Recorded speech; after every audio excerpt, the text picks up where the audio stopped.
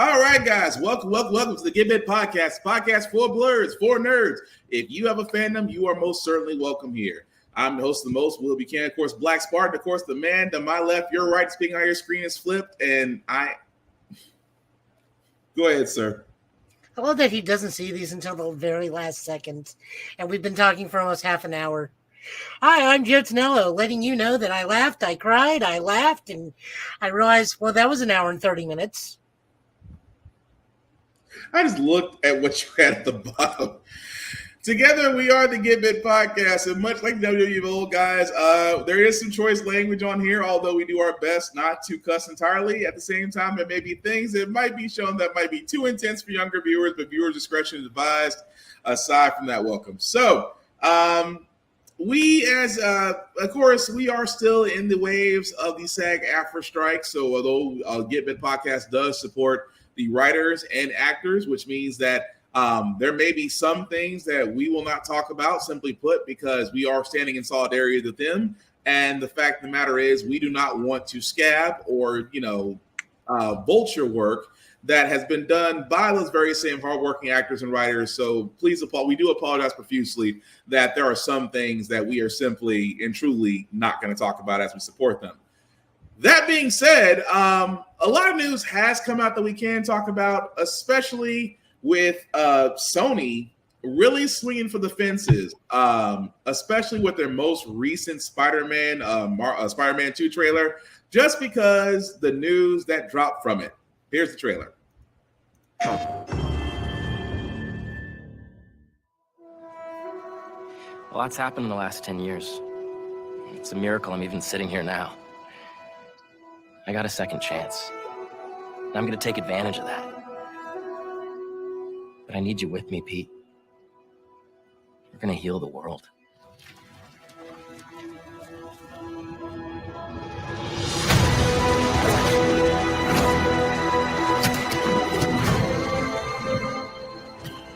Guys, this is my best friend, Harry. Hey, good to meet you. New job, huh? Still gonna have time for tutoring? We'll figure it out.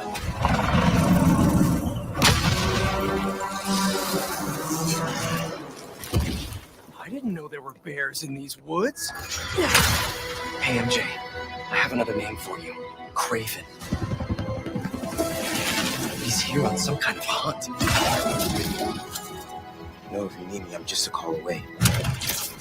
Lee, you don't know what you took from me. All Miles talks about is how to be a better Spider-Man. How to help you. What the hell's going on with Pete? He's not himself. Go help him. This was our dream. I'm not going to lose him. We're going to heal the world.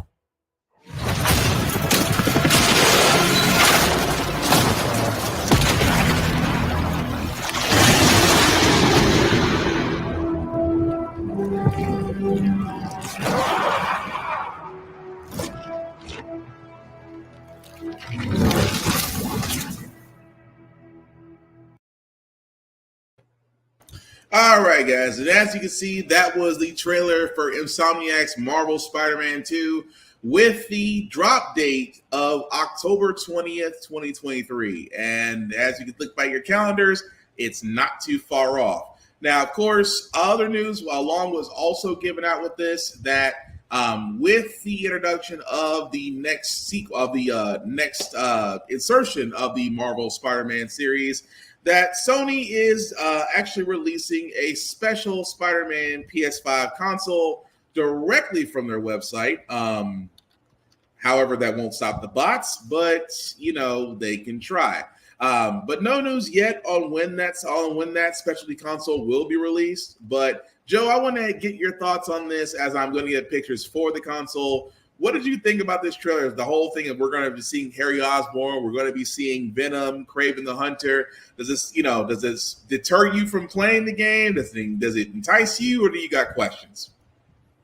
Oh, no, I'm perfectly all right with this because I consume nearly all Spider-Man media or, Spider-Man adjacent.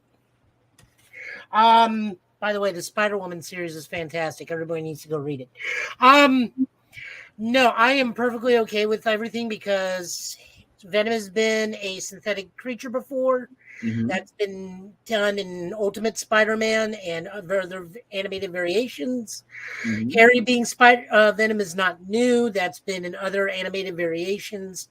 My biggest issue is that Pete still looks 5 to 10 years younger than everybody else in this cast, especially now. Apparently, there's some bizarre controversy involving Miles' hair being the new generic black character hair. I don't understand that.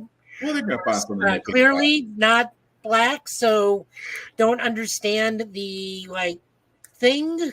Okay, let me just ask this. Good. Is this the same as most black superheroes having electric powers? Is this like the new thing?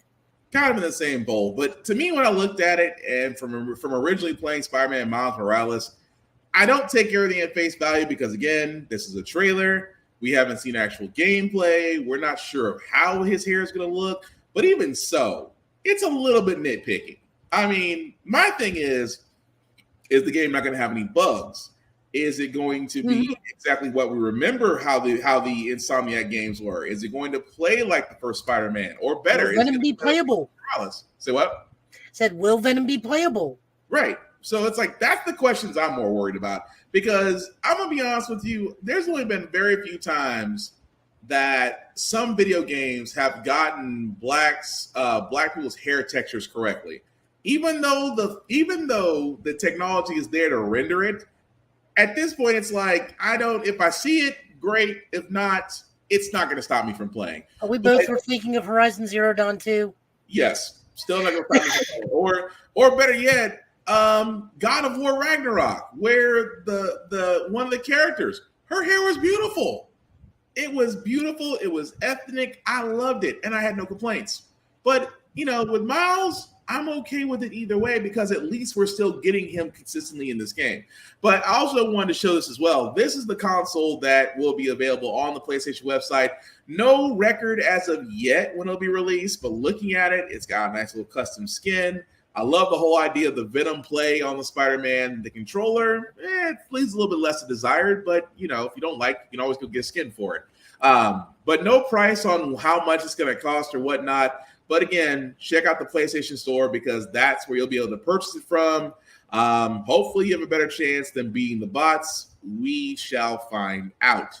But speaking of PlayStation, guys, I want to bring this up because, again, this is rumored. What I mean by rumored is that there may be a prototype of the PlayStation 5 handheld that's out. And again, this is rumored. Let me stress this very heavily. This is rumored. This has not been confirmed by Sony. This has not been confirmed at all. But there is a certain influencer or performer out there with what they call a quote-unquote prototype, which, as you can see there, is what they're saying has the size of a PlayStation 5 controller linked to what looks like to be a tablet device. Now, again, it's been a while since we've seen anything from Sony, especially in the ways of the PSP, the PSP Vita, or the original 3000 model. Joe, I'm gonna throw this out there though, because I gotta ask, with the wave of handhelds and the fact that mobile gaming is still a great thing and cloud gaming is still in its experimental phase, does Sony really need to move forward with actually coming out with a handheld of this caliber when we're used to more smaller sizes? All right, let me just put it this best way now, Jack. No, Nintendo is like the metal. You can't beat the metal. Pretty much. I don't know why people wanting to try, and even going with the song, everything tries to go against the metal, and it failed. Yeah. I don't know why anyone thinks, like, if you're not an Android device or a Apple device, you're not going to compete with Nintendo. At the same time, though, I mean, don't get me wrong. I get the idea of wanting to make things more handheld. I do. But PlayStation Now still works. And as long as I have a high-speed connection and that my PlayStation is connected somewhere, theoretically I can play anywhere, which is the same as this handheld. So the other problem I see with this, sorry, I didn't mean to interrupt. No, go ahead. The other problem I see with this is just a streaming device. Mm-hmm. We are not going to see exclusive games for this device. Right. This is purely so I can go play Horizon Zero Dawn on the can. Yeah. But like you said, it's not proprietary. It's streaming. And if you're going to do that, then in my opinion, if you're going to stream, then at the same time, I might as well just use the gaming tablet I have now and just stick with the app because that works for me. But again, like we said, this is rumored. But if this is where Sony is going with this, I mean, I can understand how some may be up for this. But if you already have a handheld device already playing cloud gaming, I just don't see it. I don't see spending the extra money to get something that's just for streaming. Now, again, PlayStation could say that their Project Q could be more for handheld games. We don't know yet because news is still coming out. However, if this is the direction they're going in, I'm going to be honest, it's gonna be a no for me, dog. It's really going to be a no for me, just because I just don't see the allure. I mean, at least in the VR standpoint, there are games that you can play on the VR that are for the VR that you're not streaming from. That I can understand, but I really can't. But moving right along, guys, like I said, we do have a bunch of trailers before we get to our San Diego Comic-Con news. Mortal Kombat, Ed Boon did sit there and say, because, again, in the wave of SAG-AFTRA and that many actors and writers are on strike and cannot attend San Diego Comic-Con. For a lot of folks, it was a return back to the days where San Diego Comic-Con used to be for the nerds and geeks. I would never know. One day I would love to go there and experience it for myself, so I'm going to take somebody else's word for it. Jim Lee even said comics have reclaimed Comic-Con. Yeah. So, I mean, like I said before, I'm not saying it's a bad thing. I truly believe in the fact that as long as you can go somewhere and that people of all different ages, size, and shapes can enjoy fandoms together in peace and harmony, cool. I am more than okay with that. But it is what it is. But anyway, Ed Boon did say of NetherRealm Studios that he was bringing 3 trailers to San Diego Comic-Con. And this one, well, as Joe put it ever so eloquently in our group chat, Mortal Kombat now has the Dora Milaje. Here's the first trailer.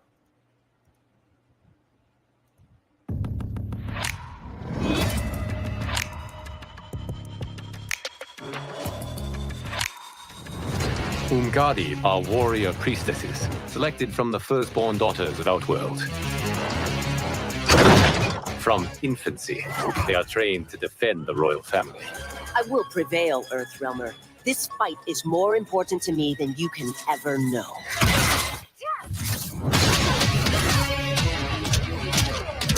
Li Mei used to lead the Umgadi.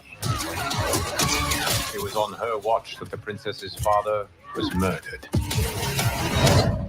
Surrender if you wish to remain unharmed. Let us pass, Tanya. The Empress and her family are in danger. Are you so easily taken in by lies? Let's see if you still fight like an Umgadi. My edge hasn't dulled, Tanya. Once again, you prove incapable of protecting the royal house.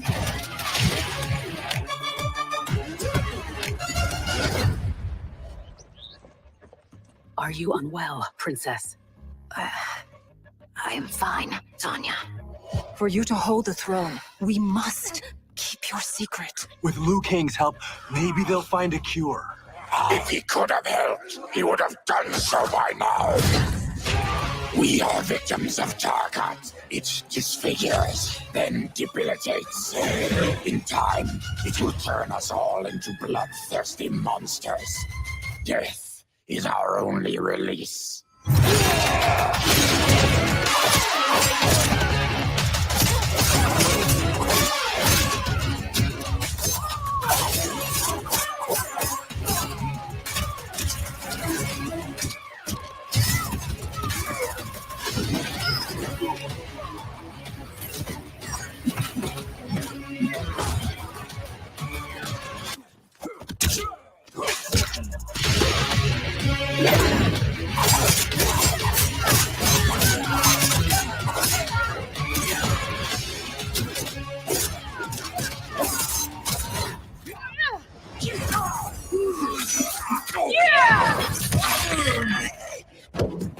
Priestesses, in my heart, I am still Umgadi.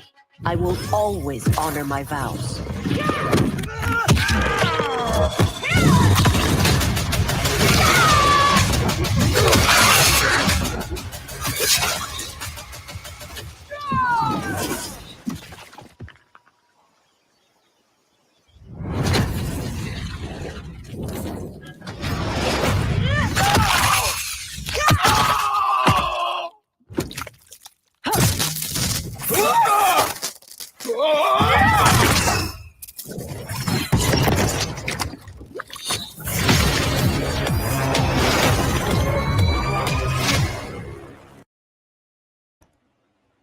Well, that's one way to do fireworks.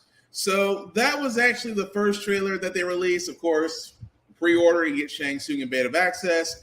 Now, of course, that's if you're wondering about the Ungati, as I said before we started, that trailer, Joe basically said, okay, so Mortal Kombat has Dora Milaje now, which is a pretty good comparison if you think about it. But I'm not against it that new characters are being introduced again. This is, for all those that don't remember, Mortal Kombat 1 is basically Fire God Liu Kang just reimagining the universe after Aftermath. So we are going to see some new inceptions of characters and some returning ones like Baraka, which, again, I am not mad at how they're doing Baraka's story, how they're kind of tying that to Melina now, which, is, again, is very interesting, and yet Blind Kenshi is somehow still a part of it, or I should say a descendant. That's not actually Kenshi himself, but a descendant of that family. But Joe, what did you think outside of the Dora Milaje joke? No, that actually is Kenshi. Oh, they said it's Kenshi. Okay, I apologize. Yeah, that's actually Kenshi. Well, okay. I mean, there's a couple things. First off, we get the confirmation that Chameleon is in the game because she is briefly seen behind Tanya. Yeah. I have noticed there is some controversy with Tanya herself where people are wondering why she looks like somebody's aunt.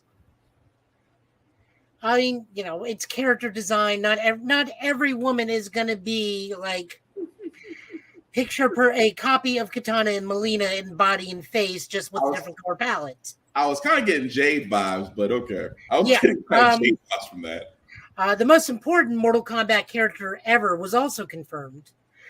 Darius is now back as a cameo. Yeah. God help us. I mean, this game would not be complete without Darius. I'm still laughing about the firework fatalities. What got me? But what are you gonna say? He'll more than likely be my main Mei Li or Li Mei. Mm-hmm. If I do get the game, if I don't just sit there and watch Maximilian do the entire story mode like I did last time and laughed. She looks to be right up my alley. I dig it. Like I said, definitely Dora Milaje vibes. I mean, you could just feel that Tanya is basically just a Koye, so. Yeah. But I love the fact that they're really stressing the co-op, the co-op assist play. Yeah. They are really heavily stressing, which I thought Mortal Kombat, thank you for finally. I'm not going to say that because Mortal Kombat for the longest time, they did have a sort of semi assist in the past, but not to this extent. But they're changing up the gameplay, which, again, I have no complaints about. But, again, like I said, that's one of three. Ed Boon did tease that we would find out who was in the first Mortal Kombat pack. And this, basically, I'm just going to have this play as we are simply talking about it. So, as you can see here, guys, literally and truly, there we go. That's what I wanted. So, This basically is the trailer for the Mortal Kombat pack, which a lot of it kind of confirmed what we already know. By that being that for the first pack that's coming out, you will get to play Omni-Man, of course, as you can see there, which we did find out that J.K. Simmons will be voicing him. As you can see right there, you get... I hate this Ermac design so much. Why do they continue to make this man But you get Quan Chi and Peacemaker, along with, I'm guessing that's Cyrax. No, that's Takeda. Oh, that's Takeda, my bad. And he is the only combat kid to carry over. But you're basically getting those guys there for the first Mortal Kombat pack that will be released. And again, I'm not mad about that at all, because you're still going to get in the premium edition, guys, just to pause this really quickly. For all those who are wondering, if you get the premium edition, you do get the Jean-Claude Van Damme skin for Johnny Cage. You do get the 5 cameo characters, which we just discussed about, and 1 week early DLCL access. So, again, depending on how you play for next-gen consoles, it might be worth it. I've been one of those guys, like, if you really want to play the character that badly, you're going to go ahead and play for the premium edition. But Joe did call it for a lot of these characters that were coming out. I'm not against it. I want to see how they do Homelander and Omni-Man. I mean, because they're going to have some interesting fight schemes to them. At least in my opinion. Ermac will probably be the same as he's always been. Quan Chi will probably fight like an older Shang-Chi. And I know you don't like the... I'll get it. Why is he continuously a mummy? 11 had the best thing where it was the fusion of the Pharaoh Ninja. They had like him in the background of 11 the whole time. He wasn't playable in 11, but he had arguably the best costume. Just put a mouth guard over his face. I don't care. I'm just really tired of him being Dollar General Kun Ra or whatever he was from Killer Instinct. Not Con Ra from Killer Instinct. And also, where's all Quan Chi skulls? That man is contractually obligated to have at least no more than 60 skulls any time. Budget increase? I mean, Liu Kang's just a petty man then. I mean, it could be a budget. It could be a budget problem. That's all I'm saying. Maybe it takes a lot to run a universe. But that's good. That's the first pack for Mortal Kombat. And again, the third Mortal Kombat movie, the third Mortal Kombat trailer we're going to show, guys. I have to stress this very heavily. Number one, it is Red Band. Now, I know for a lot of people thinking Red Band, no, it's only Red Band because it's animated.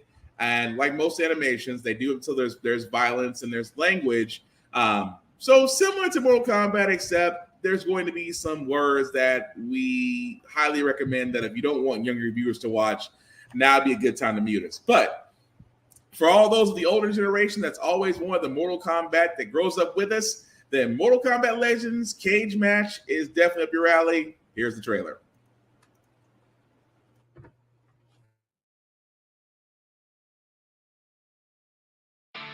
His name is Johnny Cage. His job? Keep up the autographing. Is acting. Cut! Yeah, actually, I'm really more into dramas. You should leave the jokes to me, son. But his passion is action. I just want to know how you got so cool. The truth is, I was bullied a lot in school. You gonna cry, little baby? My mom took me to the local dojo, and my life changed forever.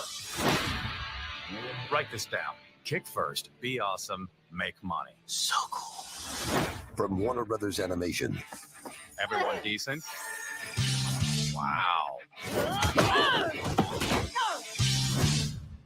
Obviously, this is turning us both on. Can you feel that? In a world where an evil cult threatens humanity, Look what I have.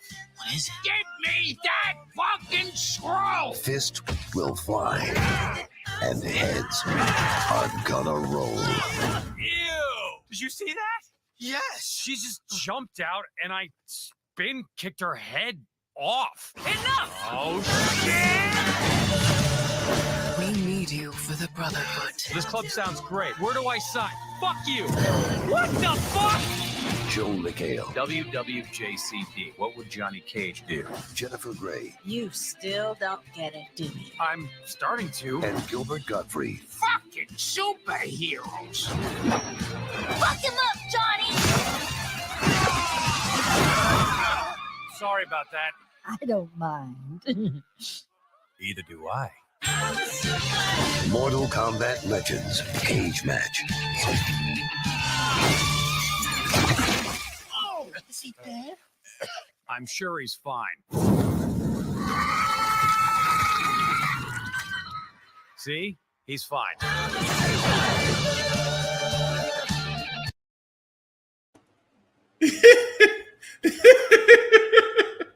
You know, I'm not mad about this. I'm not mad about this. But as you can see, that was a trailer for Mortal Kombat Legends Cage Match. Will be coming direct to digital because I can't even imagine that being in the movie theater. I can't imagine that. Why? We both saw The Flash in the theater. True, and that was a doomed ship from Jump Street, which you are completely right on. But no, Cage Match looked like it's going to be great. I was definitely getting Far Cry Blood Dragon vibes from it just because of how it was done. I actually thought, I was telling Joe before we started this, I was like, I wonder if it was the same guys that came up with Kung Fury. It seems to be along the same lines, but no, I am definitely watching that when it comes out. Joe, what do you think? I mean, I dig the Patrick Nagel art style, but I was a fan of Moonbeam City. I think the thing that's going to make me buy it solely because I miss him so much is Gilbert Gottfried. Oh, yes. Because this is, I think, his last work. Don't quote me on this. I think it's his next to last. I think it's his next to last. Yeah, work. this is like one of his next to last things or possibly last thing. Mm-hmm. So that reason alone, I'm going to buy it, other than the fact that it's Joel McHale, and I love Joel McHale. So why does he have either Urkel or Baxter Stockman Jr. as a sidekick? I have to say because I think they're sticking with the early 90s. I think they're sticking with that era. So that's the only thing that makes sense to me. Like the only logic I can come up with. Which, by the way, I learned last week that the majority of the showing Baxter Stockman has been a black guy. Mm-hmm. Did not know that. I've only seen two things of him. Well, actually, only one thing of him being black. I did not watch the 2000 series because I watched one episode, and the fact that they say show as much as they do Smurf, immediately turned me off to that. So never watched that. Didn't really watch too much of the CGI series, although I hear it's fantastic. Yeah. So I thought that Baxter Stockman was a white guy the whole time because I only saw the 87 series. And then, I thought they were just making fun of him with Baxter Stockboy from Rise of TMNT. Mm-hmm. No idea. You're not the only one because a lot of people didn't know. Even myself. I didn't find out until many years later. I thought it was a white guy too. So you're not the only one. But no, I'm definitely checking that out once it's out because it speaks to me. But before we go into the Marvels trailer, I gotta ask Ubisoft one question. What the hell? They cancel everything?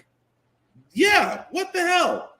What I mean by that, guys, is that Ubisoft had a great game. If you did not know Immortals Phoenix Rising, first and foremost, it's available on Game Pass right now on PlayStation Now. If you have not played it, I highly recommend you should.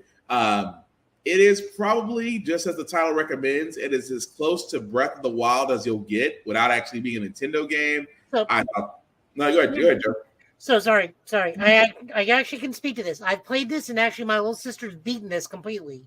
She has completed this game. We both agreed. This is what happens if Mel Brooks tells a Greek tragedy. Yes. I 100% agree with that. It's like, what if Mel Brooks sat there and just narrated Breath of the Wild? That you would basically get Phoenix Rising because between Zeus and Atlas, Jesus, between those two but again, if you haven't played it, not to spoil for you guys, it's great commentary. It is fun to play. It was actually one of Ubisoft's sleeper hits. They did not expect Phoenix Rising to do as well as they thought it would. which, because of its success, would lead to Phoenix Rising 2. Unfortunately, Ubisoft has decided to cancel a sequel to Phoenix Rising 2. And all I could sit there and say is why. Now, of course, in the article, Ubisoft says because of budget cuts and multiple IPs out there, that they're doing a lot of consolidating, which was really weak sauce because Ubisoft right now is trying to push Assassin's Creed Mirage. I'm not saying that's a bad game. I'm not saying that, when it comes to Assassin's Creed, with the success of Valhalla and Odyssey, the fact that they're going to remaster Black Flag, again, was still probably one of my favorite Assassin's Creed games out there was Black Flag. But to have something like Phoenix Rising do so well and not give it a proper sequel, that's why I'm saying Ubisoft, what the hell?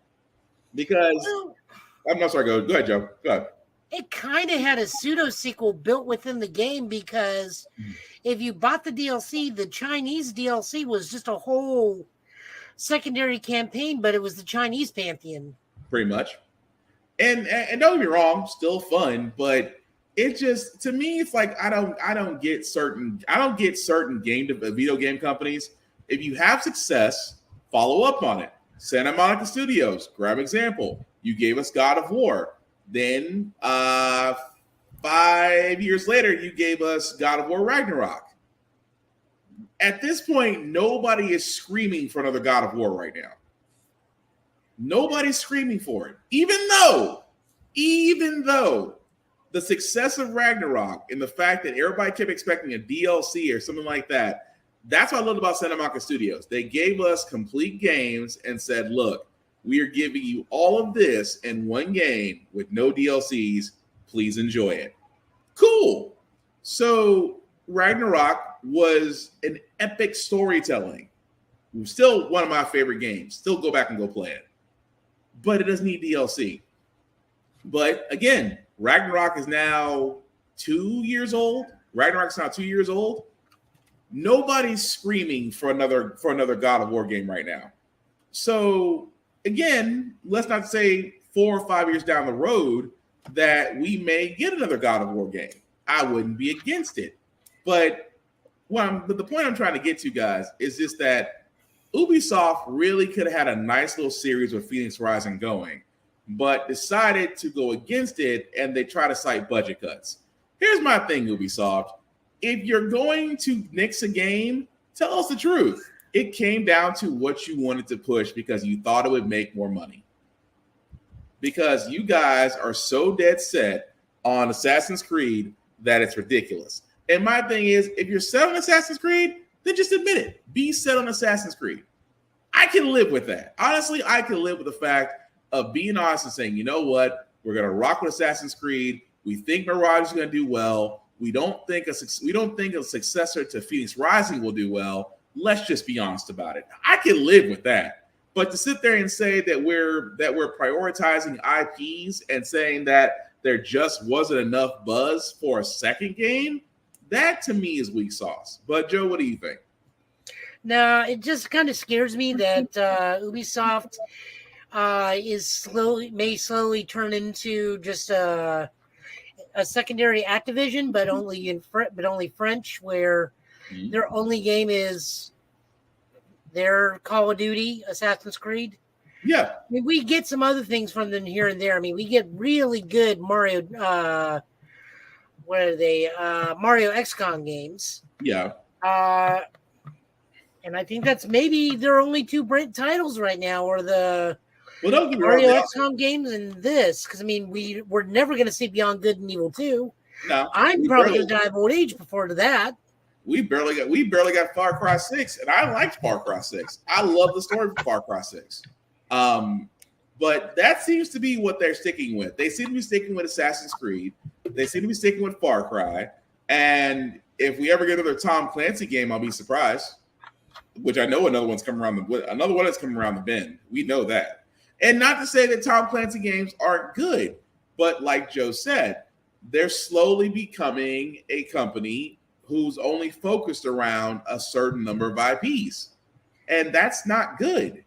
especially if you pride yourself on diversity, which Ubisoft always loves doing in their Ubisoft forwards. They love to preach about diversity, but when it comes down to it, you basically just have 3 games. Well, it could be worse. Could be Rocksteady. It only takes them a decade to put out one game. Oh, if we're lucky. I have never seen a cult of Grand Theft Auto fans be like, we just want to see. And don't get me wrong, I get it. They put and I'm not knocking Grand Theft Auto because Rockstar was smart about doing GTA Online because you can add to it and get players into it. I get it. I understand it. It works. But to a certain point, tell these people whether or not you're doing GTA 6. Tell them or put them out of their misery. One of the two. Because you keep on adding additions to Grand Theft Auto Online. It's almost like you guys have given up on making another game. But at that point, Grand Theft Auto Online may just well be Mario Kart 8. We're never getting another Mario Kart. Nah, I think they went as far as they can on Mario Kart. I can't see Nintendo outdoing Mario Kart 8. But again, that's why I'm saying what the hell Ubisoft, just because you guys, if the game didn't do well, I wouldn't be as wound up about it as I am. But at the same time, it's like it did good. Yeah, it's like it did exceptionally well, but at the same time, you figured, why not? Just go ahead and nix it. But again, Ubisoft to me is much like Electronic Arts. They'll take a game that's bad and push it forward, or they'll take a good game, wreck it, and then scrap it like nobody remembers it. Don't believe me? Ask Anthem. But before we move on to the Harley Quinn trailer, things that I'm questioning, I have yet to see Harley Quinn. I know it's on Max right now. I have yet to see Harley Quinn, and somehow they've given the show a season 4. And here's a trailer for it. Hi, my favorite little merry band of misfits. It's me, Harley Quinn, and you can stop salivating because season 4 is here. So strap in for more sex, more drama, more Bane, and more Harl Ivy. Like a lot more, because you weirdos are kind of obsessed with us. Anyways, love ya, bye! Hey, babe, you forgot your lunch. I'm at the LOD with your lunch! God, we're cute. So damn cute! Good luck with your first day. It's a bird, it's a plane, it's motherfucking Harley Quinn! Jeez, sorry for trying to get a vibe going. I'm poison. There's my new CEO. Girl power and all that stuff. Lex hired a skirt. Lean in, disrupt, and things of that nature. I'm heading to the moon. Hope the rocket isn't shaped like a giant penis. Shit. I hope the clouds don't have a gag reflex. I'm crazy. You're a good guy now. Okay, so we kicking his ass? We're heroes. We update records and stay fit. So boring! Yes! A crime! To solve! No one gets in the way of me owning the game. Hey, babe. I'm working right now. Yeah, Harley. If we're gonna make our new jobs work, we'd need to establish some boundaries. What are you wearing? A lanyard with a bunch of maps and QR codes? Yes! Oh, call me when you're in the bathtub. I want to hear more about this fucking lanyard. Harley. Jesus. It's just too hard to integrate my new job into my old life. I want to party like we used to.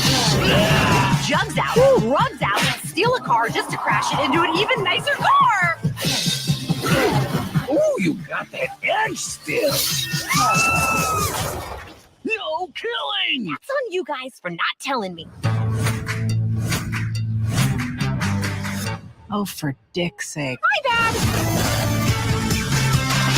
What's that sound? I'm pumping my calves. Women don't understand the pressures put on men's bodies. So sticky! Fucking gross. You know what? It's not bad. Maybe I've been looking at this all wrong. That was the season 4 trailer for Harley Quinn that is on Max now. I'm so used to saying HBO Max, but now it's on Max. Joe, any thoughts on that? The look on your face. I think I know we hit peak Harley Quinn because they put Snowflame in this. If you don't know who Snowflame is, he is a one-shot villain who gets powered up by doing lines of cocaine. who incidentally killed himself from doing lines of cocaine. Look, people, it was the 80s. They were running out of things. But no, seriously, Snowflame is a real DC supervillain made to help, not propagandize, because that would be a good thing, bad thing. Yeah. To make those aware of what the effects of cocaine does. So Also, he's a reoccurring character on Linkara's atop the fourth wall sometimes. But so funny, though. As I said, we've hit peak Harley Quinn if we were using Snowflame in there. I may have to go back and go watch it. Probably not with the kids, because I did not think it was that. Oh, it is horribly not appropriate. It is. I thought about saying maybe I don't need to let my sons watch it, because wow. I mean, I'll go back and watch it, but wow. But anyway, season 4 coming out. I'm gonna have to definitely go back and watch it. And also, I am catching up with the final season of Titans, so we'll be able to talk about it.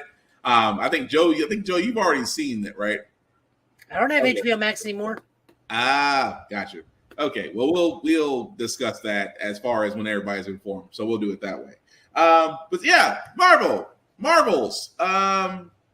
I'll tell you one thing. If you are the Beastie Boys, your residual check is going to look amazing right now. But here's the trailer for the Marvels. Carol Danvers, prodigal child of the Milky Way. Nick Fury, my favorite one-eyed man of intrigue. How goes it out there? You know, cold, no air, space.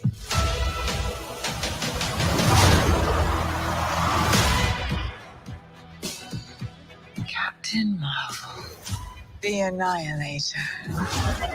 You took everything from me. And now I'm returning the favor.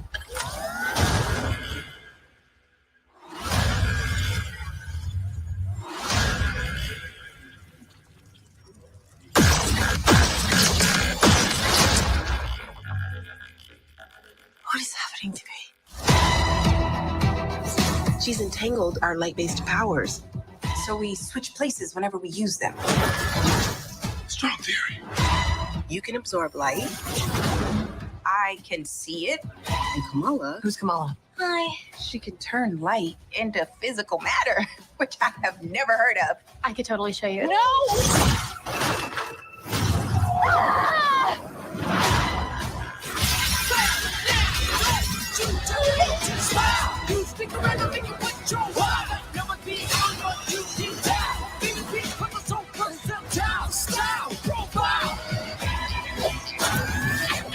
She's targeting every planet we call home. I would never choose to bring anybody into this. You are not the only thing standing between this and the universe. Oh my god, we're a team.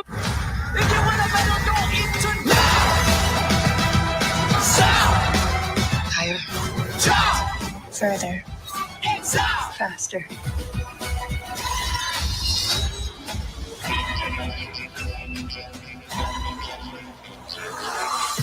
Who's that good kid, Goose? Oh my god! I can't. Can you? I got it.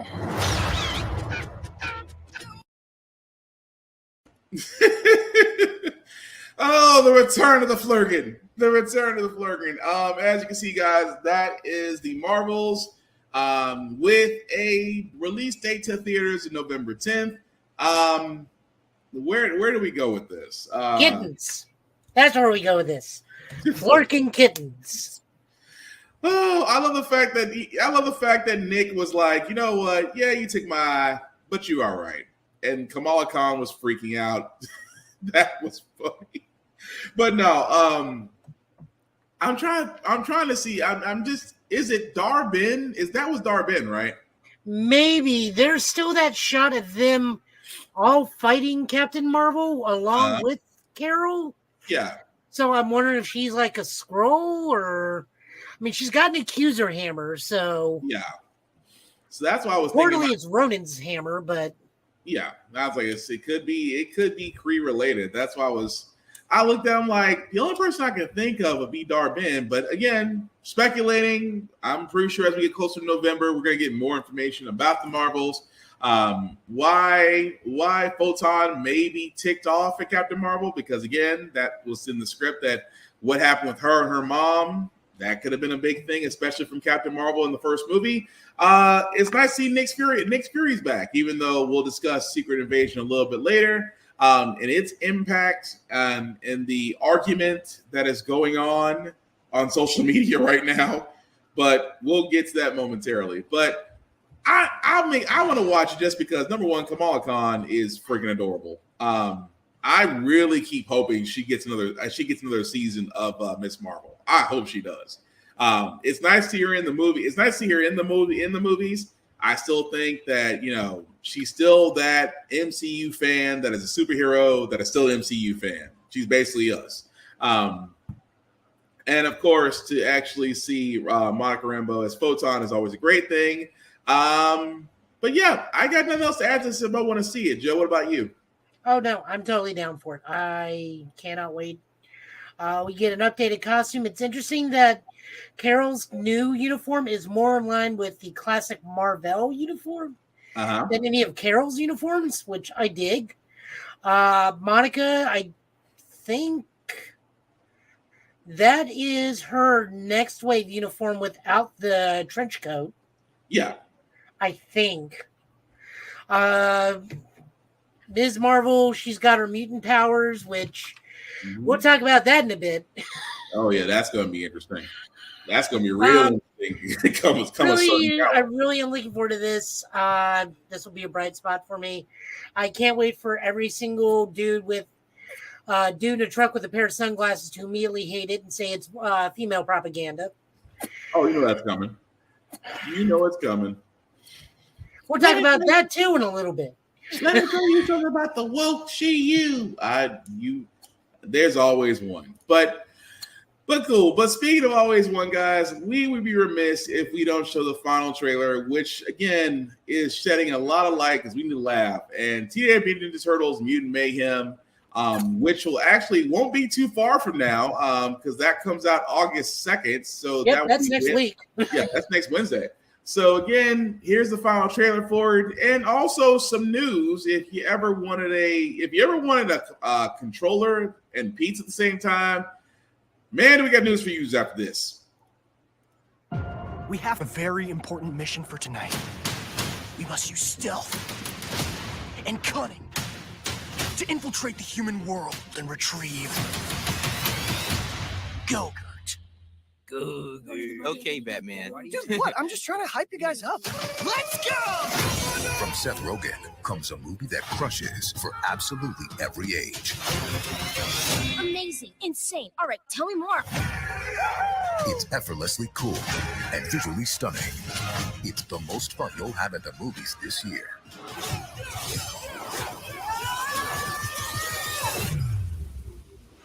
That seems very dangerous. You eat danger for breakfast. Actually, I eat pizza with bits of waffles on it. With the funniest cast ever assembled. Surprise! Yes, bro. Enough. Oh, man. You can't stop us. Lock and look. We're the only ones who can do this.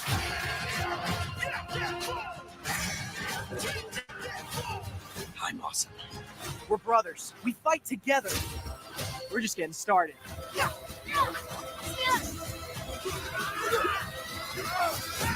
she sounded like a leader. I do? Oh, I do! Oh, I sound like such a leader. And you ruined it. Ninja Turtles. Remember, don't let any human see you.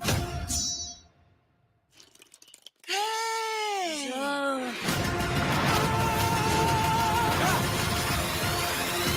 Exclusively in movie theaters, August 2nd. Get your tickets now. And I'm not mad about that. To me, Eric, the more I watch this trailer, the more I watch trailers about Teenage Mutant Ninja Turtles Mutant Mayhem, the more I'm just like, this is exactly what it should be. Now, this doesn't take away from the Michael Bay versions. I mean, they have their places in life. Huh? Could it? They have their places. Some people like them. there's been others that decided differently. Names? I'm not going to do that. Nope, not doing that. Anyway, that being said, Mutant Mayhem does come out August the 2nd. Can't say anything else to that except the other part of this. You ever wanted and again, I get advertising, okay? Domino's should be thanking its lucky stars because that Teenage Mutant Ninja Turtles single-handedly saved them, okay? I get that.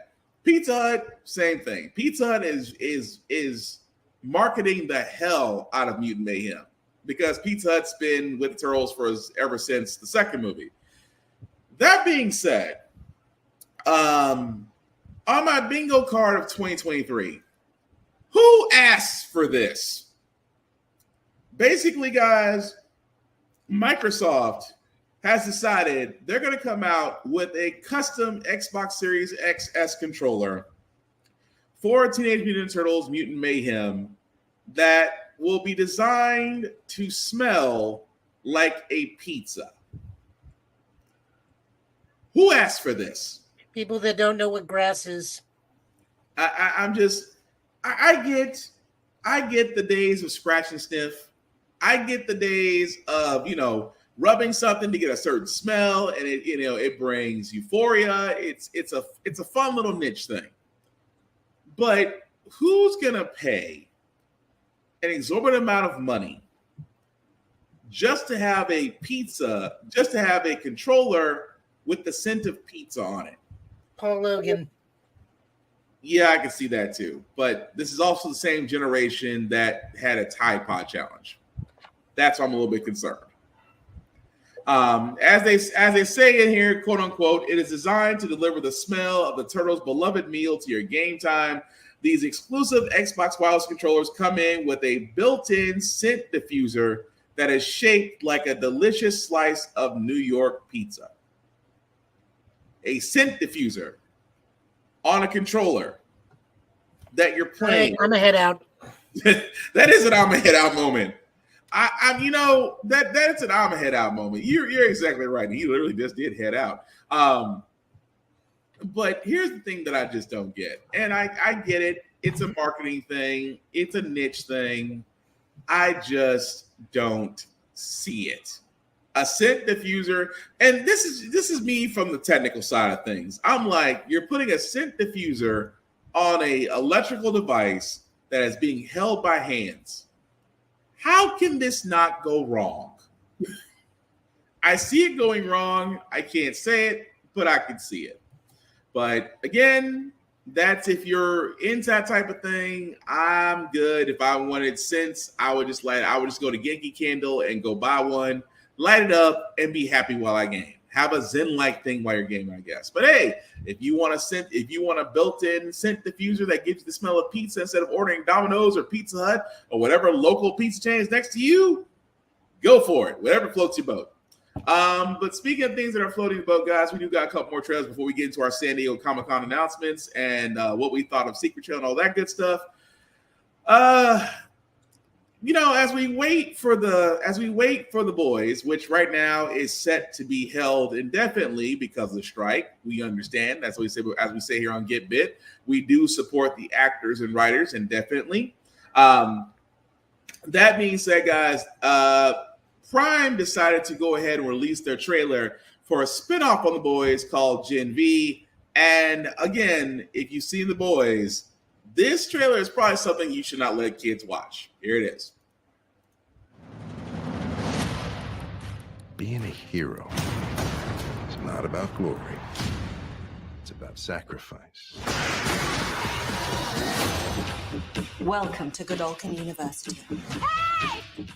We've trained the best and brightest young heroes since 1965. Godolphin is a safe space for you to thrive.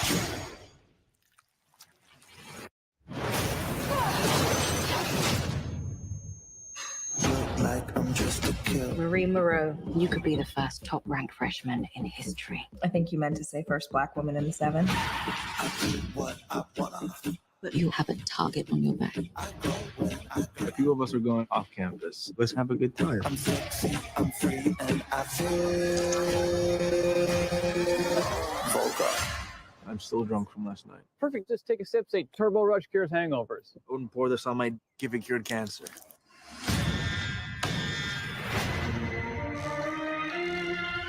There are dangerous, evil people at that school.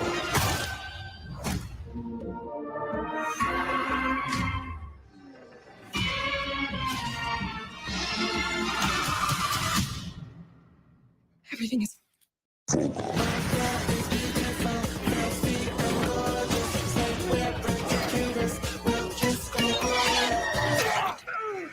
I exploded his Tag team explosion. Wow.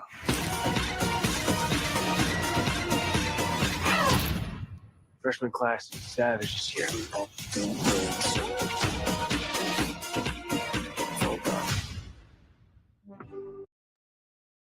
Jesus. Okay. So that what I'm getting is this is what? An R-rated Sky High? pretty much. I mean, Yeah, hard pass. I mean, I'll watch it just because Sarah Kripke, he's behind it. I love the boys. I know I'll be watching it, preferably without my children. But that series is going to come out September 29th. Really curious to see what they go about since it's a spinoff of the boys and that there's different powers. And as Joe so eloquently put it, it is basically Sky High in the rated R section. So take it how you will. The last show that we got, guys, is from a place I never thought I'd hear from again. Adult Swim and Toonami. As they are moving forward with a new anime called Lazarus. And I'm going to be honest with you, I'm kind of digging it. Here's the trailer.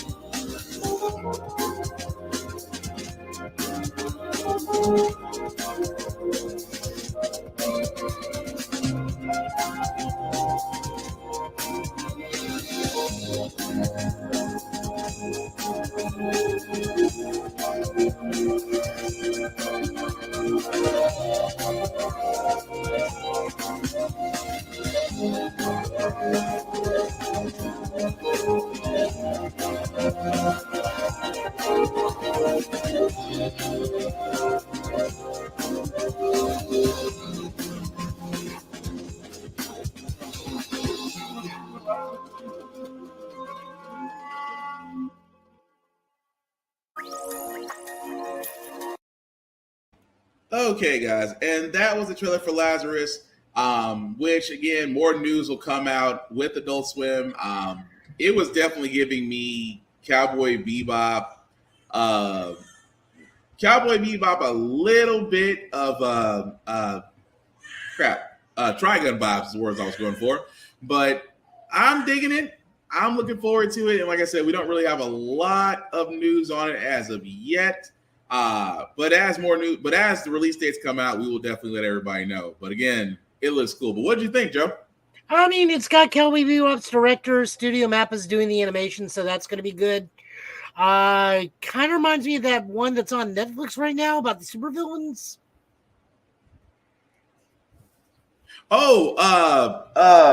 Dude, Millerverse. I can't think of it. I know what you're talking about. Yeah, it's got the really dance heavy intro or outro. Anyways, that's what it reminds me of. I mean, I'm down. I'll give it a shot. I mean, I am watching all sorts of things right now, anyways. So nice. I mean, it can't be any more.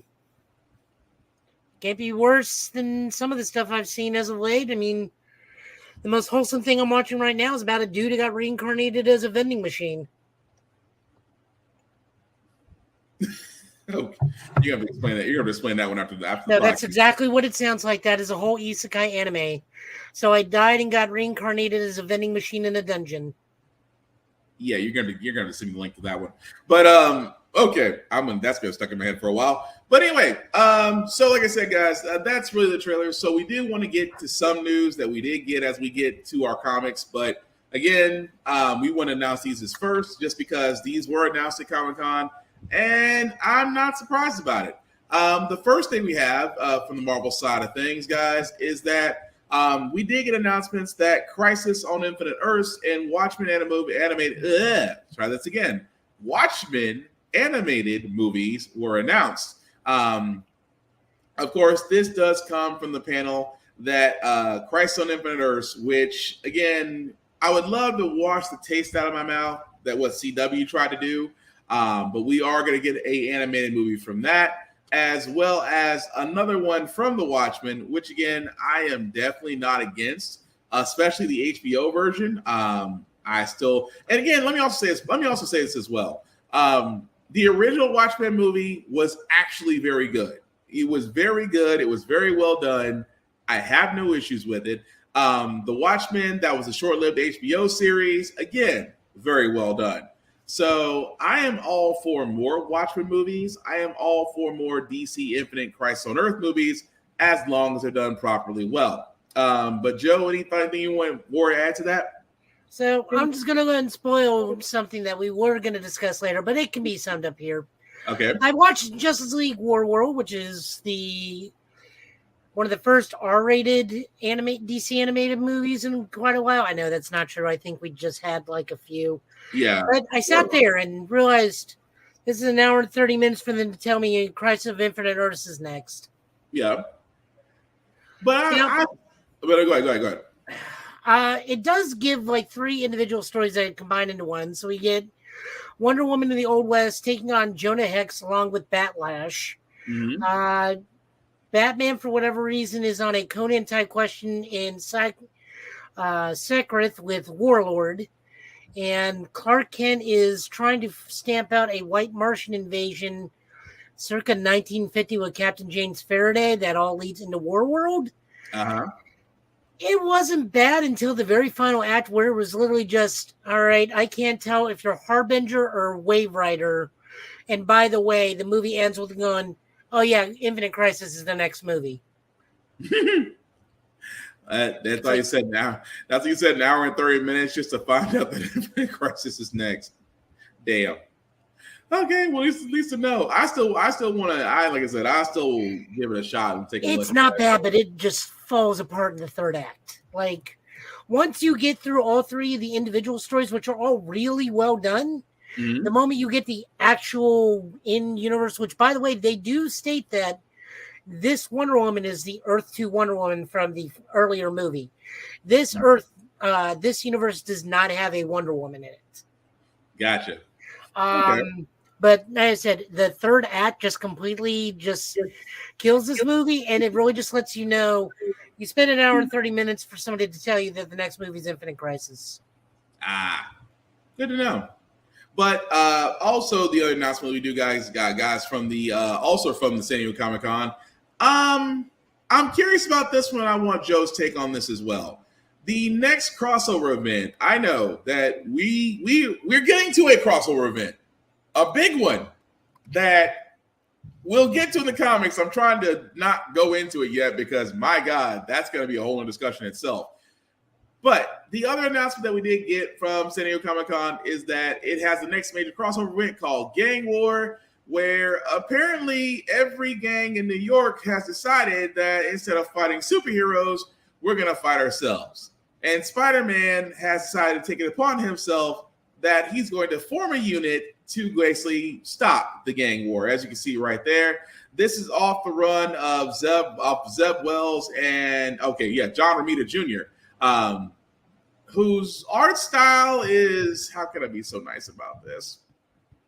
Zeb Wells is an amazing writer. I don't think Romita Jr. can really draw Spider-Man that well, but that's just my opinion. It looks off. But again, my opinion, not gonna knock the guy. But yes, but Joe, do you want to go into more about gang war and how Spider-Man's a part of this? I think this is spinning out of the upcoming issue, which is Spider-Man Legacy issue 925, where this is the wedding between the Beetle and Joey Robertson. Okay.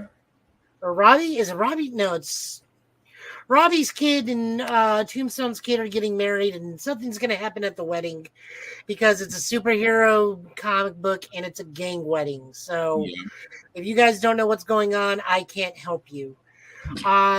In the grand scheme of things, I think this is just a rehash of an old story called Gang War. Yeah. With updated villains and heroes, and really what this is doing is all the street level heroes are going to be out and about doing stuff.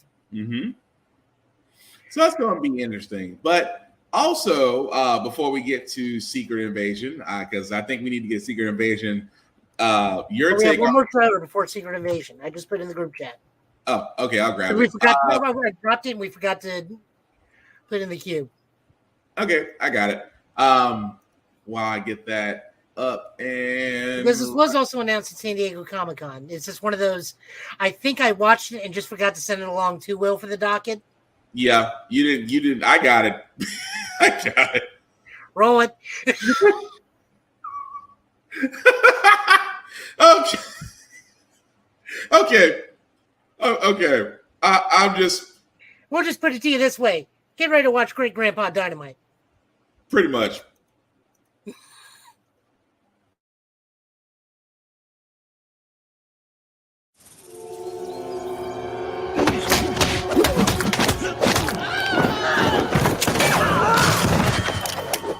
I've been trying to tell y'all Brett Clayton's coming to rob your bank. Listen up and shut up! And I came to put a bullet in him.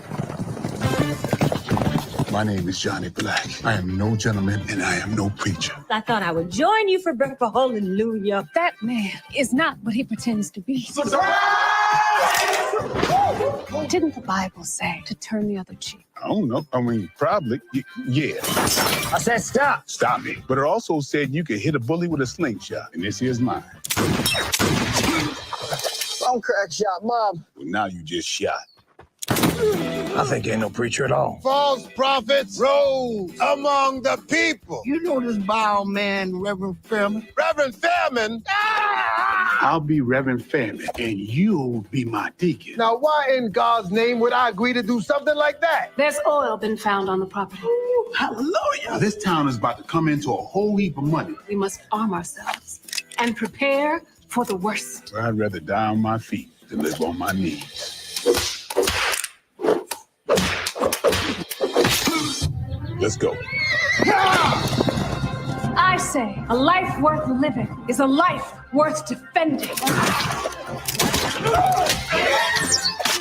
I was beginning to think I lost you to another woman. If you have unforgiveness in your heart, then you are shackled to your past. Put me down! Say, turn it loose. Turn it loose. Turn it loose!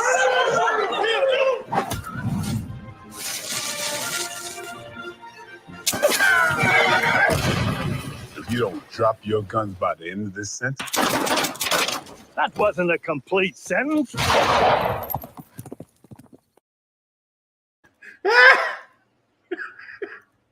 Oh God, that guys was the outlaw Johnny Black. The might as well be the sole successor of Black Dynamite because wow. I'm waiting for the end of the movie, just like I'm changing my name to Dynamite. You know it's coming. That's gonna be in theaters September 15th. Oh, I was getting Blazing Saddles vibes from that too. I was like, just good God. Yeah, if you know Black Dynamite, then Outlaw Giant Black is gonna be right up your alley. Oh God, I'm trying to do this without crying right now. Oh, okay. So I was gonna ask Joe about his opinion on this because this also was announced at San Diego Comic-Con. You know, post the war with the Punisher versus Daredevil, that Frank Castle is kaput for now. However, the world still needs punishment. Enter Joe Garrison, the new Punisher. As you can see there, Joe Garrison is a former S.H.I.E.L.D. operative who is now taken on the role of the famed vigilante with a new line coming out very soon. But here's some of the still shots for the Punisher, and I'm going to be honest. I'm not against it because at least they're keeping it with the continuity of Frank Castle still being dead. This isn't the first time Frank Castle's been dead. It's not. He somehow, some way always finds a way to come back. But now that a new person's taking on the role, it's just going to be interesting to see where they go with this, besides with the new suit. Looks like a little bit more aforementioned guns and just a different look. But Joe, what do you think about this? Is it worth an issue when it comes out, or you think we should just wait till Frank comes back? I mean, I'll give it a shot. I want to see if Frank comes back with laser angel holy pistols like he did that one time. Oh, the resurrection. Or if he comes back with Frankencastle again. Yeah. It'll be interesting. I will say that. But No, wait. Technically, since he's dead, doesn't that start his road onto becoming Cosmic Ghost Rider? It should. But I don't know if they're going to go that route again. Yeah. But this new volume of Punisher is being written by David Prepos, who wrote Savage Avengers, and drawn by Dave Watcher from Planet of the Apes, with Rod Reese handling the cover art. So yeah, that's actually really good writing team. Savage Avengers was consistently good, even when they had that hard shuffle they had to do because the rights to Conan reverted. Yeah. But either way, I'm gonna give it a fair shot because Punisher is one of those ones I love to read right up there with Ghost Rider, so I'm willing to give it a shot. But speaking of shots, before we get to Secret Invasion, Joe, you've seen Barbie, right? This is true. So I know I just gotta ask, sir, just from a standpoint, what did you think of the movie? I laughed till I cried. Was it exactly what I thought it would be? Just literally making fun of himself? It is pure satire, nonstop. I can say the statement Mojo Dojo Casa House, and 80 people, at least the majority of the audience, will know what I'm talking about. Gotcha. Well, the thing about Barbie is it's already outdid itself. It's actually already made half a $500 million in sales. Or is it $500 million? I think it's $500 million. I think it's at 500 right now.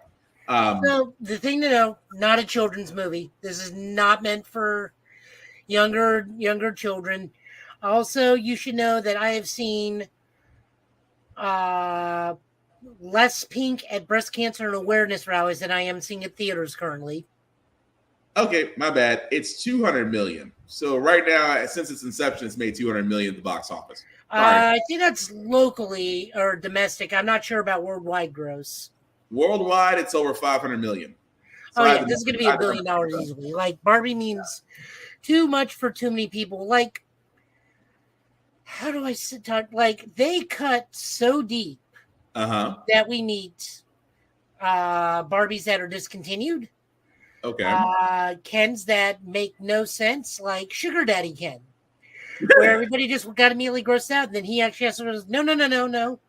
My dog's name is Sugar, and you see a small little dog, and I am her daddy, named Ken, Sugar Daddy Ken.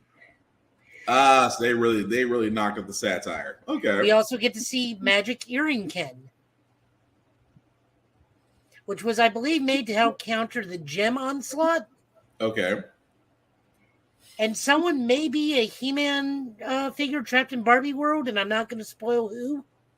Oh, wow. Because I was one of the ones when we watched the trailer with me, you, and Chris Fury. We all watched it together. And I was like, it wasn't initially for me, and it wasn't supposed to be, because again, nobody knew what to expect from no, it's for you too. It's for you too. I know. I'm just saying that at the time when we showed the trailer, I was like, are we really going this route? Because so many people were like, well, I didn't think the Barbie movie was going to be this. Was the trailer not a dead giveaway? No, actually, it's really not. Oh, so it goes beyond what the trailer was doing. way beyond. Ah, so it's a sleeper. Gotcha. I may still give it a fair shot, but what kills me is I have never seen, and again, we try not to be too political on the show, but certain individuals that unfortunately live in the same state as me and Joe do, who have a podium and a platform, and I've never seen grown men complain about a Barbie movie. I don't want to say his name because I don't want to direct traffic to him. But my God, this man went on a tirade about the Barbie movie and how it affects America. And how fake is it? Because he was at the theater I saw it at. We saw him interacting with the audience dressed fully as a Ken from a sequence in the movie, laughing and having a good time in the theater, and then immediately get grumpy face so he could take that one photo. Crazy, isn't it? I just thought to myself, dude is so unbelievably fake. Yeah. I mean, again, me and Joe know exactly who the guy is talking about. If you're in Tennessee, if you're in Tennessee and you watch his show, chances are you know who we're talking about. But the fact of the matter is that he went on a tirade about this, and then other grown men. This was just as bad as Little Mermaid. Where guys, I think the other thing it was publicized for is because there's a map for like 3 seconds and it says the South China Sea rather than the whatever actual ocean it is. Yeah. I'm terrible with my oceans, people. Leave me alone. No one remembers 5th grade geography when they're 40. Pretty much. But no, it's like it amazes me that the level of, because again, for what I've been told, everybody, Joe included, that has seen this movie have told me it was funny as hell and I need to go see it. Okay, cool. We all have equal liking taste, so I'm willing to give it a shot. But to go on tirades about, well, I can't believe they did this to Barbie. Okay, you do understand that the whole idea, the premise of Barbie was the fact that she had multiple jobs, multiple homes, different cars, different professions, and wardrobes to match. And you're mad about a satire movie? That's kind of saying a lot. Oh. Fun fact, this does tie into Secret Invasion. Oh, I gotta ask, how does it tie to Secret Invasion? Gavik is one of the Kens. Gavik is lifeguard Ken. Wow. I'm not gonna knock that man. Make your money, sir. Make your money. With Ryan Gosling, we learned in the movie, is Beach Ken. He doesn't know anything but beach. Nice. See, at least having fun with it. I can respect that. But again, it sounds like it's a fun movie to watch. Maybe if I have some time, I hope I can get to see it. But also, another movie Joe saw, Disney's Haunted Mansion. Sir, I gotta know your thoughts on it. It was better than the Eddie Murphy movie.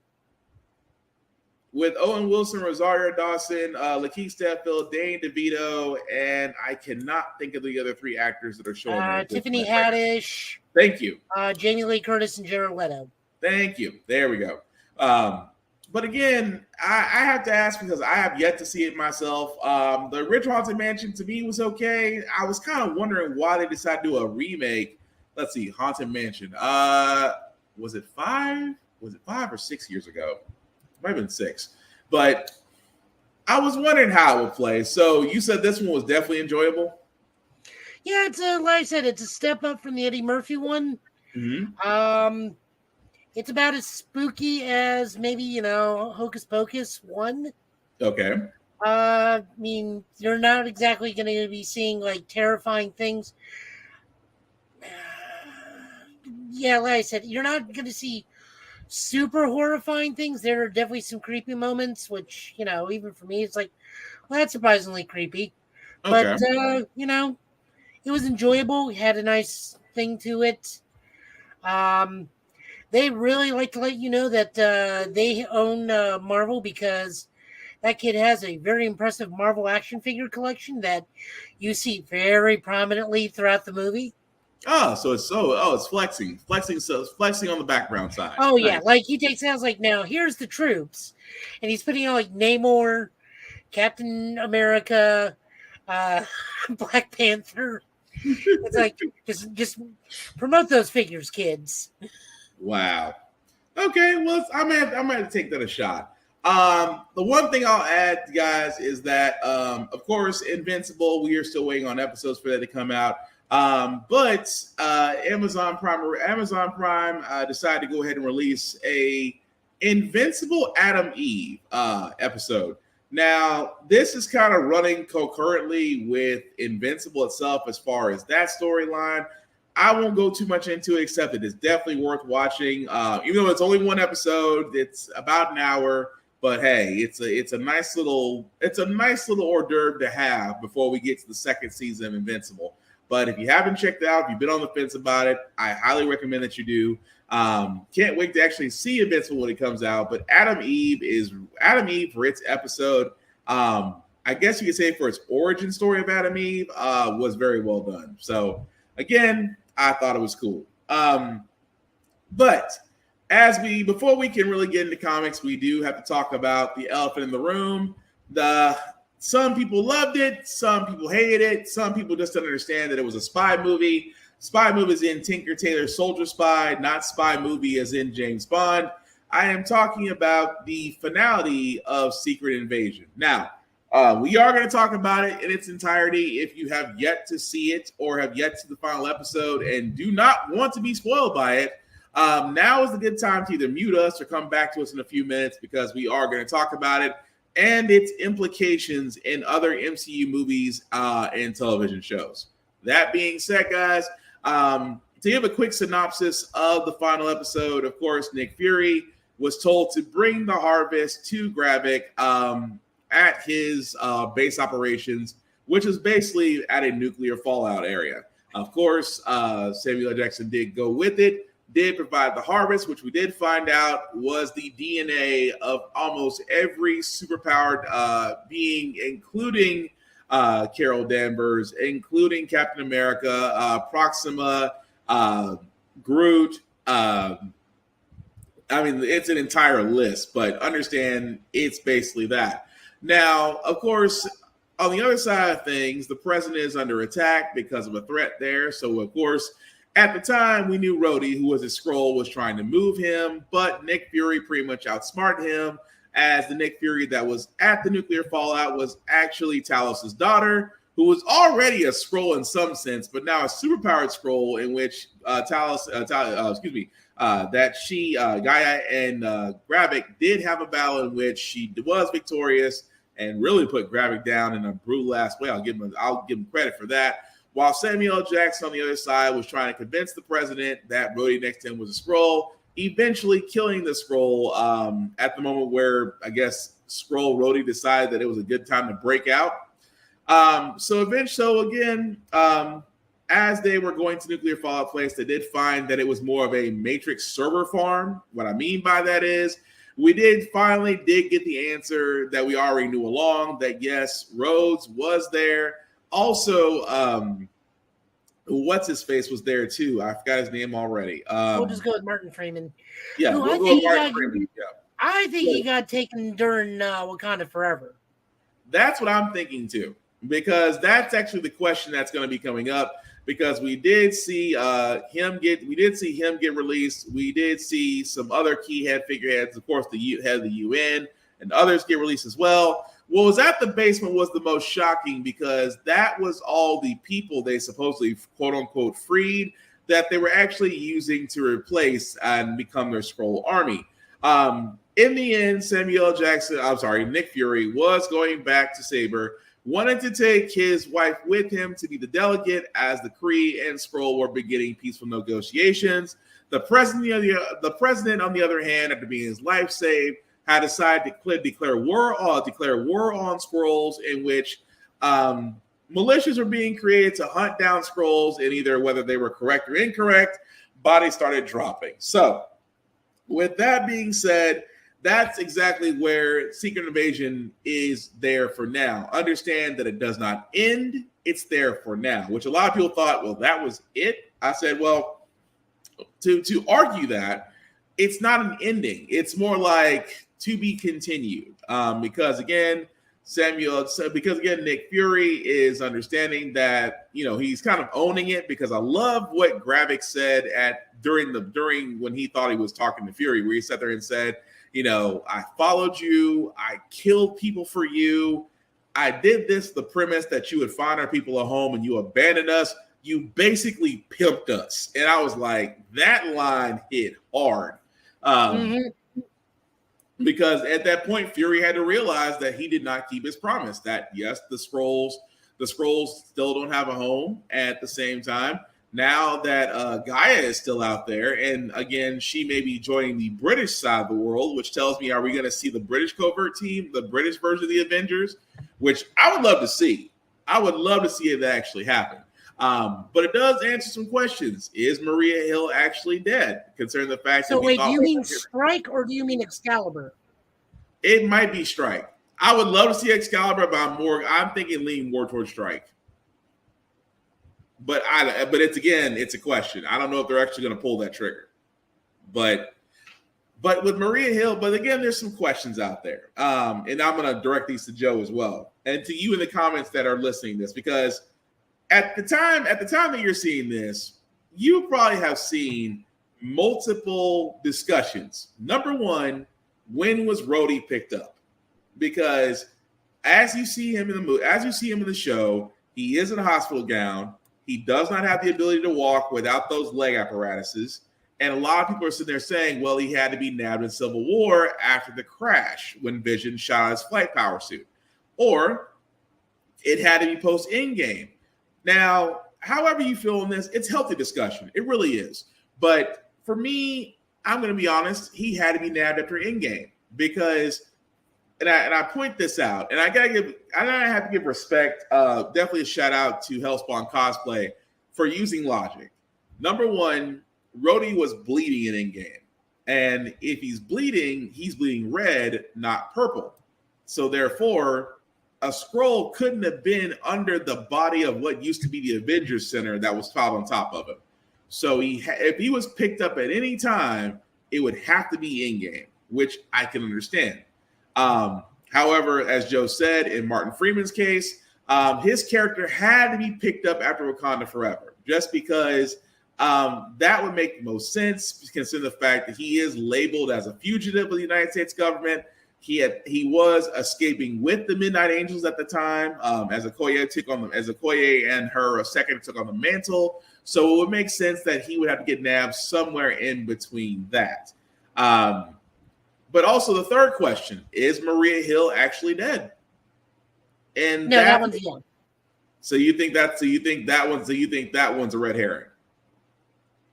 I mean, I don't know what a small child in a pup named Scooby-Doo has to do with anything.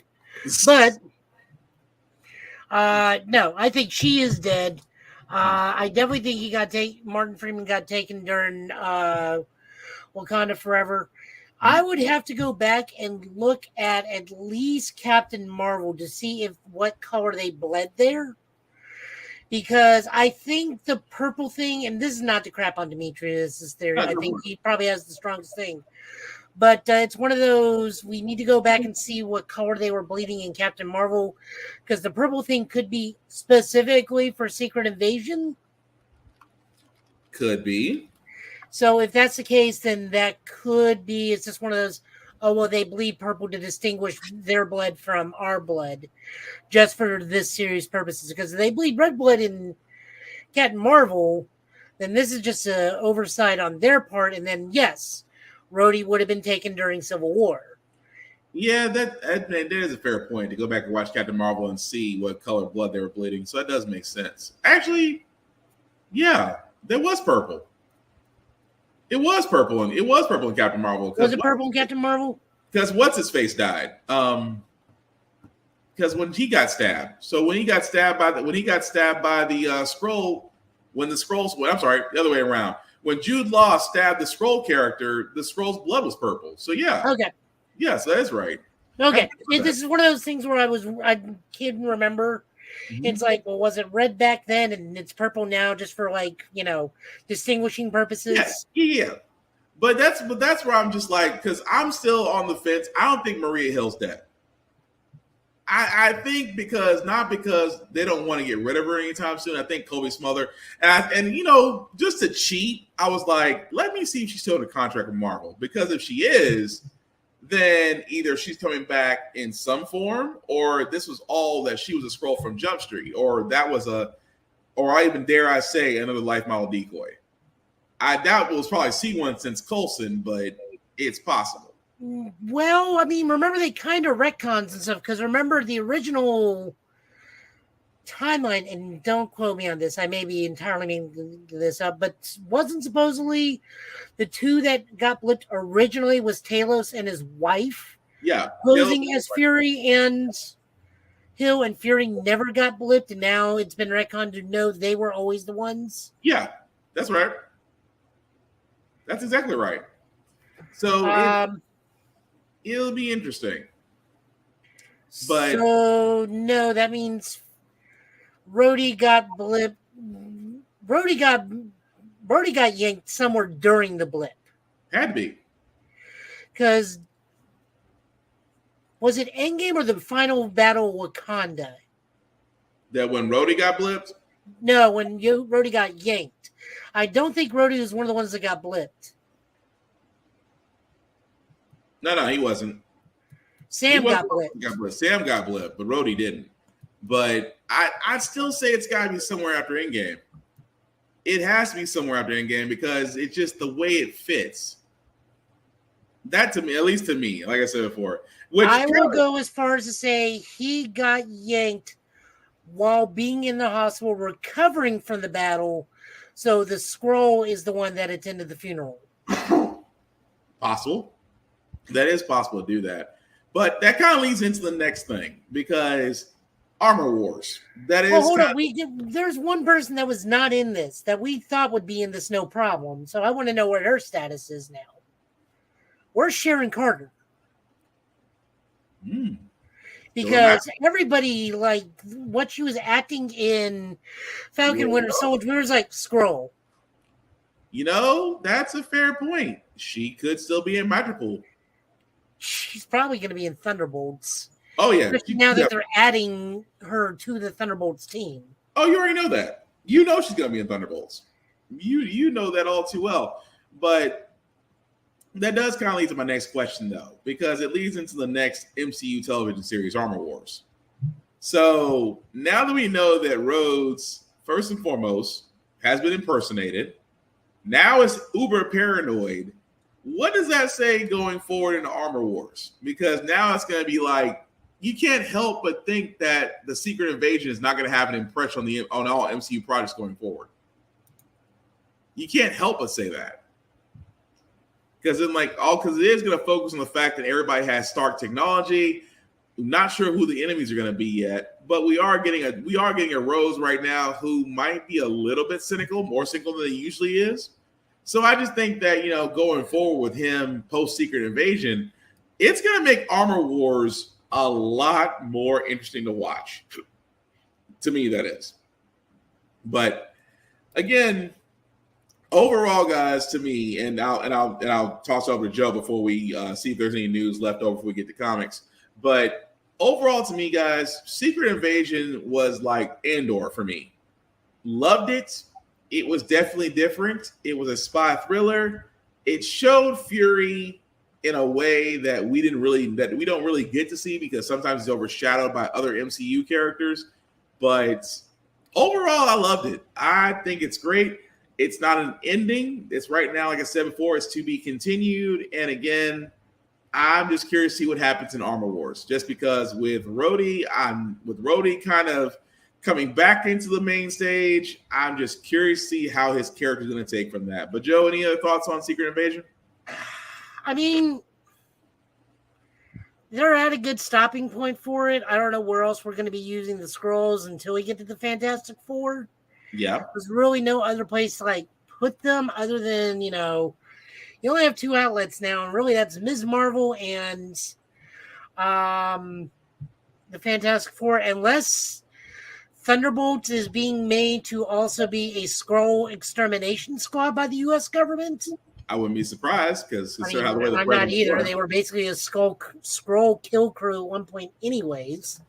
let's not forget how Norman Osborn came into power. Pretty much. But, you know, it's just one of those things. I just don't know when we're going to be really using them again. Mm-hmm. It's going to be one of those a little goes a long way scenario. Also, Emily Clark is now the strongest character in the entirety of the MCU. Pretty much. Supposedly. I mean, she didn't give her powers. I mean, she didn't give it up. And she has almost every ability. She's basically a walking ultimate. Which, by the way, I sat there and watched this. They really just got to introduce the Fantastic Four because they had all of them. Mm-hmm. Like the Extremis is there to simulate Johnny Storm's fire powers, just give the fire glow. They use Korg for the thing. I don't know what power she used when she went invisible for a hot second. That was a new thing because I did not see anybody's powers up there that can mimic concealment. But that's one of those like, whose power did she have? That was it supposed to be teleporting or something? I'm trying to think of who it was, and it's like no one's had that ability in the MCU to my knowledge. Pretty much, not even the Eternals. No, but supposedly this was taken from everybody at some point. Endgame at the final battle where they just scooped everybody's DNA off that battlefield. Which I would say is impressive. It supposed to be Quicksilver speed? You know, it's hard to say. It really is. We're using Groot to simulate Reed's stretchiness. We get that, but it's just one of those. I literally sat there for a moment. It's like, let me rewind this. Maybe it's super speed, or maybe it's illusion or something. Right. It's like, no, she just straight up vanishes and rematerializes somewhere else. This is not magic. This is not rings or motions or Italian hand phrases like I'm doing right now. Like that's just straight up Sue's power. Right. No, it's a fair point. So it still leads to the fact of what it possibly could be, which I guess it was left that way just to be up to interpretation, or the fact that we're really covering up a plot hole here.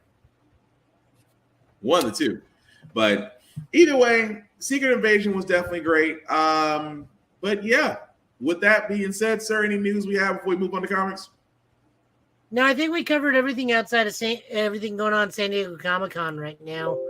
I mean, we do get the news that Lower Decks starts up in September. Star Trek to help celebrate